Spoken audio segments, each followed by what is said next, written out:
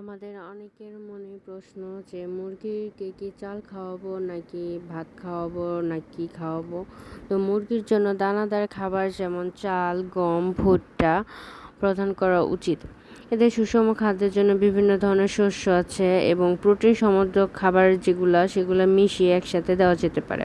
সুষম খাদ্যের মধ্যে আছে শুধুমাত্র শস্য না দিয়ে সুষম খাদ্যের মধ্যে প্রোটিন সমৃদ্ধ খাবার যেমন মাছের গুঁড়ো, শুটকির গুঁড়ো এবং বিভিন্ন ধরনের সবজি যদি মিশিয়ে দেওয়া হয় তাহলে কি মুরগির পুষ্টিগুণগুলো আরও বৃদ্ধি পায়। যে আমার এখানে দেখতে পাচ্ছেন যে বড় বড় কয়েকটা মুরগি, এগুলো হচ্ছে মূলত আমার ডিম পাড়া মুরগি। তো এগুলাকে আমি গম খাওয়াই, গমের সাথে ধান, গম এগুলা একসাথে যদি খাওয়াই তাহলে কি এরা ডিম উৎপাদনগুলো বেশি দেয়। আর যে ছোট ছোট বাচ্চাগুলো আছে ওইগুলো হচ্ছে এগুলো খাওয়ানোর ফলে খুব দ্রুত বড় হয়েছে।